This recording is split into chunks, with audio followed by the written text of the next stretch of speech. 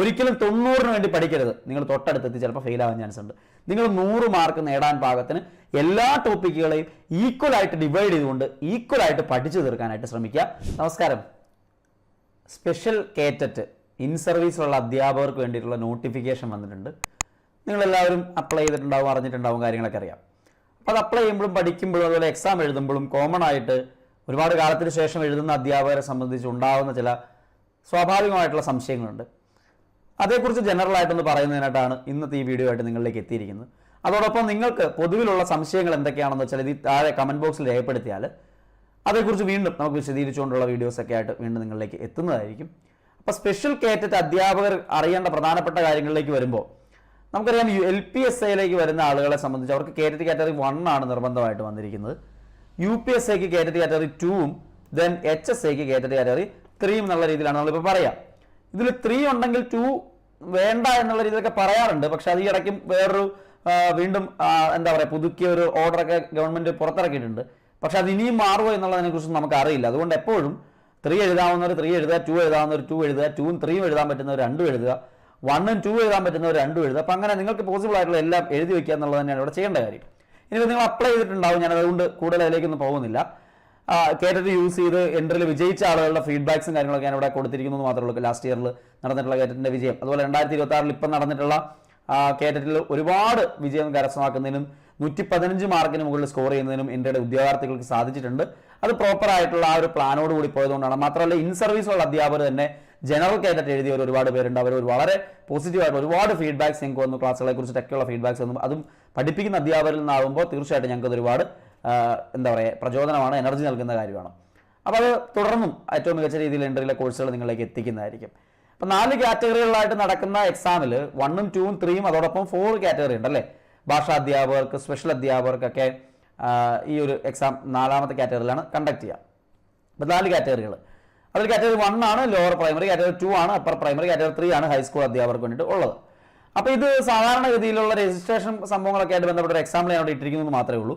Qualification ഒക്കെ നിങ്ങൾക്ക് ഇപ്പോൾ ഓൾറെഡി അറിയാമായിരിക്കും. ഞാൻ അതുകൊണ്ട് അതിലേക്കൊന്നും പോകുന്നില്ല. നിങ്ങളുടെ കോമൺ ആയിട്ട് വരുന്ന ചില ഡൗട്ട്സ് എന്ന് പറയുന്നത് അടിസ്ഥാന യോഗ്യത സംബന്ധിച്ചല്ല, പകരം നമുക്ക് വരുന്ന ഡൗട്ട് എന്ന് പറയുന്നത് ഈ രീതിയിൽ യോഗ്യതയുമായിട്ട് സംബന്ധിച്ചുകൊണ്ടാണ്. യോഗ്യത നേടുമ്പോൾ 90 മാർക്കാണ്, 150-ൽ 90 മാർക്കാണ് ജനറൽ കട്ട് ഓഫ് ആയിട്ട് വരിക, 60% mark. SC ST OBC OEC വിഭാഗങ്ങൾക്ക് 82 മാർക്കും ഫിസിക്കലി ഹാൻഡിക്യാപ്ഡ് ആണെങ്കിൽ 75 മാർക്കുമാണ് ഉള്ളത്. കേറ്ററ്റ് പരീക്ഷയ്ക്ക് നെഗറ്റീവ് മാർക്ക് ഉണ്ടായിരിക്കുന്നതല്ല. കേറ്ററ്റ് നെഗറ്റീവ് മാർക്കുള്ള ഒരു എക്സാം അല്ല എന്ന് നിങ്ങൾക്ക് എല്ലാവർക്കും വളരെ അറിയാം. ഒരു തവണ പാസ്സായാൽ മതി, ലൈഫ് ലോങ് വാലിഡിറ്റി ഉള്ള ഒരു എക്സാം കൂടിയാണെന്നുള്ളത് മനസ്സിലാക്കാം. അപ്പോൾ നിങ്ങൾക്ക് എത്രയാണ്, ഏത് കാറ്റഗറിയിൽ എത്രയാണ് കട്ട് ഓഫ് നിങ്ങൾ വരുന്നത്, അത് നിങ്ങൾ ആദ്യം തന്നെ മനസ്സിലാക്കിയിരിക്കുക. എന്നിട്ട് പ്രോപ്പറായിട്ടുള്ള ഒരു പഠനത്തിലേക്ക് എത്തുക. നിങ്ങൾ ശ്രദ്ധിക്കേണ്ട ഒരു കാര്യം എന്ന് പറയുന്നത്, ഒന്ന് പഠിക്കുമ്പോൾ നിങ്ങൾ വീക്കായിട്ടുള്ള ഏരിയാസ് ഏതാണെന്ന് ആദ്യം ഐഡന്റിഫൈ ചെയ്യാൻ ശ്രമിക്കണം. അതേപോലെ തന്നെ നിങ്ങൾ എക്സാം എഴുതുമ്പോൾ OMR ഷീറ്റ് കൃത്യമായി കറുപ്പിക്കണം. OMR ഷീറ്റിൽ എന്തെങ്കിലും വീഴ്ച ഉണ്ടായാൽ അത് ക്യാൻസലായി പോകാനുള്ള സാധ്യതയുണ്ട്. അതുകൊണ്ട് അങ്ങനെ ഉണ്ടാവരുത്. ഞാനതിന് മുമ്പ് ഒരു വീഡിയോയിൽ വളരെ വിശദമായിട്ട് എന്തൊക്കെയാണ് ഈ OMR ഷീറ്റ് കറുപ്പിക്കുമ്പോൾ ശ്രദ്ധിക്കേണ്ട കാര്യങ്ങൾ എന്നുള്ളത് കൃത്യമായിട്ട് പറഞ്ഞിട്ടുണ്ട്. അത് മുഴുവൻ കേൾക്കണം, കേട്ടിട്ട് വേണം നിങ്ങൾ എഴുതാനായിട്ട് പോകാനായിട്ട്. അപ്പം ഞാനതിലേക്ക് റിപ്പീറ്റ് ചെയ്യുന്നില്ല. ഇനി പഠിച്ചു തുടങ്ങുന്നതിന് മുമ്പ് നിങ്ങൾ പരീക്ഷയുടെ രീതി അറിയണം, സിലബസ് അറിയണം, അതുപോലെ ഓരോ വിഷയത്തിൻ്റെ മാർക്ക് ഡിസ്ട്രിബ്യൂഷൻ അറിയണം, പ്രീവിയസ് ഇയർ ക്വസ്റ്റ്യൻ പേപ്പറുകൾ എടുത്ത് പരിശോധിച്ച് നോക്കണം. നിങ്ങൾക്ക് പഠനം പ്രയാസമായിട്ടുള്ള ഭാഗം ഏതാണ് എന്ന് ഐഡന്റിഫൈ ചെയ്യണം. ഇപ്പോൾ എൻട്രിയിൽ പ്രീ കോഴ്സ് ആക്ടിവിറ്റി എന്ന് പറയുന്ന ഒരു കാര്യം ചെയ്യാറുണ്ട്. അതായത് ഒരു കോഴ്സ് തുടങ്ങുമ്പോൾ ആദ്യത്തെ ഒരാഴ്ച പ്രീ കോഴ്സ് ആക്ടിവിറ്റി കൊടുക്കുക. അതിൽ പരീക്ഷയുടെ രീതിയും സിലബസും സബ്ജക്റ്റിലെ മാർക്ക് ഡിസ്ട്രിബ്യൂഷനും പ്രീവിയസ് ഇയർ ക്വസ്റ്റ്യൻ ഡിസ്കഷനും പിന്നെ ഒരു മോഡൽ എക്സാം നടത്തും. നിങ്ങൾ വീക്കായിട്ടുള്ള ഭാഗം ഐഡന്റിഫൈ ചെയ്യാനായിട്ട് ഒരു AI പ്രോഗ്രസ് റിപ്പോർട്ടൊക്കെ അവിടെ ക്രിയേറ്റ് ചെയ്യപ്പെടും. നിങ്ങൾ വീക്കായിട്ടുള്ള ഏതാണെന്നുള്ള കണ്ടുപിടിച്ച് തരും. അപ്പോൾ നിങ്ങൾക്ക് പഠനം പ്രയാസമായിട്ടുള്ള ഭാഗം കണ്ടെത്തിയിട്ട് നിങ്ങൾക്ക് കൂടുതൽ മെച്ചപ്പെടുത്താനായിട്ട് അത് സഹായിക്കുന്നതാണ്. ഓരോ കാറ്റഗറിയിലേക്കും ഒന്ന് ബ്രീഫായിട്ട് ഞാൻ മനസ്സിലാക്കി തരാം. കാറ്റഗറി 1ലേക്ക് വരുമ്പോൾ ഇൻ സർവീസുള്ള അധ്യാപകരെ സംബന്ധിച്ച് ഏറ്റവും കൂടുതൽ ടഫായിട്ട് വരാൻ സാധ്യതയുള്ള ഈ 30 മാർക്കാണ്. ചൈൽഡ് ഡെവലപ്മെൻറ്റ് ആൻഡ് പെഡഗോഗി അല്ലെങ്കിൽ ശിശുവികാസവും ബോധനശാസ്ത്രവും എന്ന് പറയുന്ന ആ ഒരു ഭാഗമാണ്. 30 മാർക്കിൻ്റെ ക്വസ്റ്റ്യൻ, 30 ക്വസ്റ്റ്യൻ, ഒരു ക്വസ്റ്റ്യൻ 1 മാർക്ക് വീതം 30 മാർക്കിൻ്റെ ക്വസ്റ്റ്യൻ ഉണ്ട്. ഞാൻ ഒരു കാര്യം പറയാം, പ്രോപ്പറായിട്ട് കൃത്യമായിട്ട് പഠിക്കുന്ന ഒരാളാണെങ്കിൽ സൈക്കോളജിയുടെ 30 മാർക്കിൽ 25-ന് മുകളിൽ വരെ സ്കോർ ചെയ്യാൻ പറ്റും. കഴിഞ്ഞ തവണത്തെ എക്സാമിൽ 28-ന് മുകളിൽ സ്കോർ ചെയ്യാൻ നമ്മുടെ ഉദ്യോഗാർത്ഥികൾക്ക് സാധിച്ചിട്ടുണ്ട്. അപ്പോൾ തീർച്ചയായിട്ടും പഠിക്കുന്ന ഒരാളാണെന്നുണ്ടെങ്കിൽ 30-ൽ 25 സ്കോർ ചെയ്യാൻ പറ്റും. ഇനി മാത്സിലേക്ക് വന്നു കഴിഞ്ഞാൽ മാത്സ് 30 മാർക്കുണ്ട്, എൻവയോൺമെന്റൽ സയൻസ് പരിസ്ഥിതി പഠനവും 30 മാർക്കുണ്ട്. അത് നമ്മളുടെ LP സ്കൂൾ ടെക്സ്റ്റ് ബുക്ക് തൊട്ടിട്ട് ഹൈസ്കൂൾ ലെവൽ വരെയുള്ള ടെക്സ്റ്റ് ബുക്കുകളിലേക്കുള്ള ക്വസ്റ്റ്യൻസ് വേണമെങ്കിൽ ചോദിക്കാം. സിലബസ് ഓറിയന്റഡ് ആയിട്ട് പഠിച്ചാൽ മാത്രം മതി. അതിന് വേറെ നമ്മൾ SCRT ടെക്സ്റ്റ് ബുക്കുകളിലൂടെ ടോപ്പിക്ക് തന്നിരിക്കുന്ന സിലബസിലെ ടോപ്പിക്കുകൾ കവർ ചെയ്ത് പോയാൽ നിങ്ങൾക്ക് മാത്സിന്റെ എൻവയോൺമെന്റ് സയൻസിന്റെ മാർക്ക് സ്കോർ ചെയ്യാം. മലയാളം ബോർഡറിലുള്ളവർക്ക് തമിഴ് കന്നഡ എടുക്കണമെങ്കിൽ എടുക്കാം.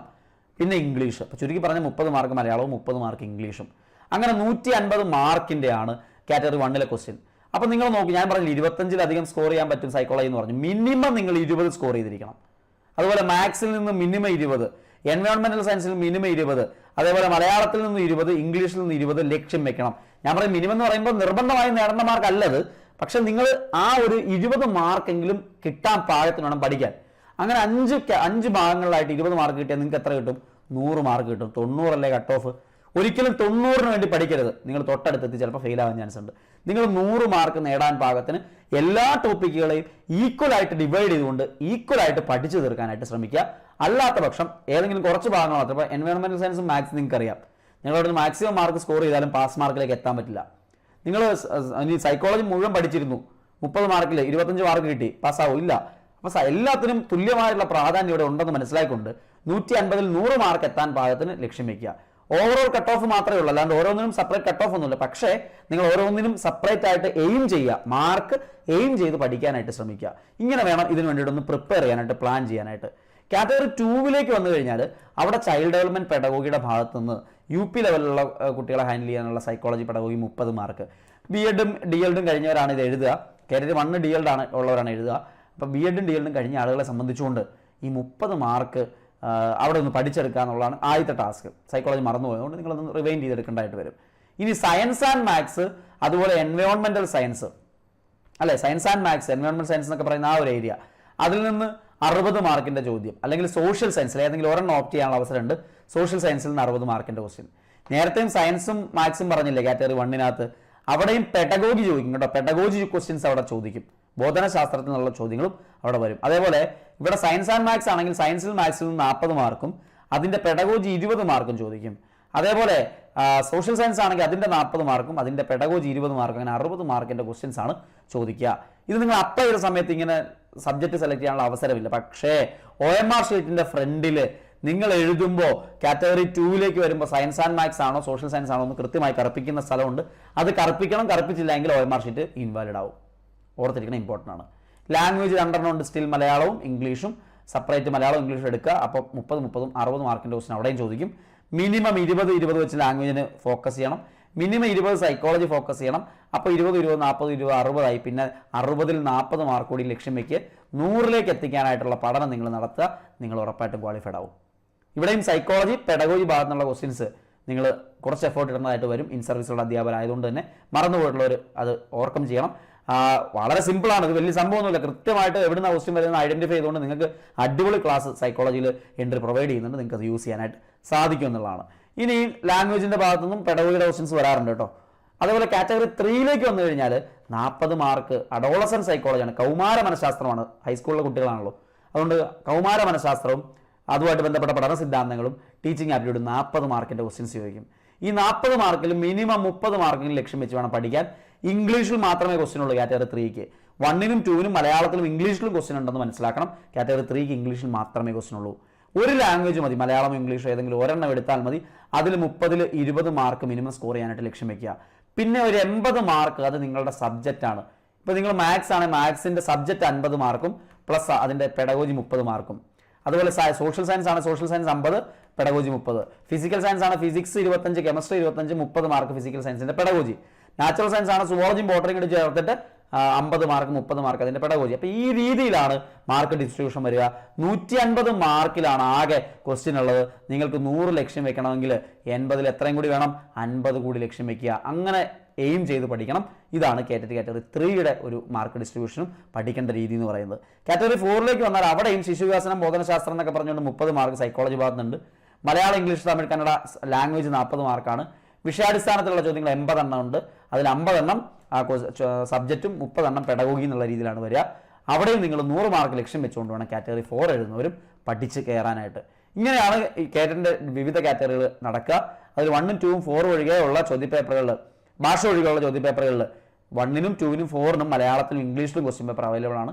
കാറ്റഗറി 3 പക്ഷേ ഇംഗ്ലീഷിൽ മാത്രമായിരിക്കും ക്വസ്റ്റ്യൻസ് ചോദിക്കുക എന്നുള്ളത് നോട്ട് ചെയ്ത് വെക്കേണ്ട ഒരു കാര്യം തന്നെയാണ്. ഇനി വേണ്ടത് OMR ഷീറ്റ് കറുപ്പിക്കുമ്പോൾ എന്തെല്ലാം കാര്യങ്ങൾ ശ്രദ്ധിക്കണം എന്നുള്ളതാണ്. ഉറപ്പായിട്ടും ഞാൻ ഇതിനു മുമ്പ് ഒരു ഡീറ്റെയിൽഡ് വീഡിയോ ഈ ചാനലിൽ തന്നെ ചെയ്തിട്ടുണ്ട്. അത് കേൾക്കണം, അത് കേട്ടിട്ട് വേണം നിങ്ങൾ എക്സാം എഴുതാൻ പോകാൻ. ഇല്ല എങ്കിൽ നിങ്ങൾ എന്തോരം പഠിച്ച് 100 മാർക്കിന് മുകളിൽ കിട്ടിയെന്ന് പറഞ്ഞാലും OMR ഷീറ്റ് ഇൻവാലിഡ് ആയി പോയാൽ നിങ്ങളുടെ റിസൾട്ട് ക്യാൻസൽ ആയി പോകും. അതുകൊണ്ട് അത് ശ്രദ്ധിച്ചോണം, വളരെ പ്രധാനപ്പെട്ട ഒരു കാര്യമാണ്. തെറ്റിക്കരുത്, നല്ല രീതിയിൽ സ്മാർട്ടായിട്ട് പഠിക്കുക. എൻട്രി നിങ്ങൾക്കൊപ്പം ഉണ്ട്. നിങ്ങൾക്ക് എന്ത് ഡൗട്ട്സ് ഉണ്ടെങ്കിലും താഴെ കമൻറ്റ് ചെയ്യുക. കൂടുതൽ വിവരങ്ങൾ നിങ്ങളിലേക്ക് എത്തിക്കുന്നതായിരിക്കും. വീണ്ടും കാണാം. എല്ലാവർക്കും നന്ദി.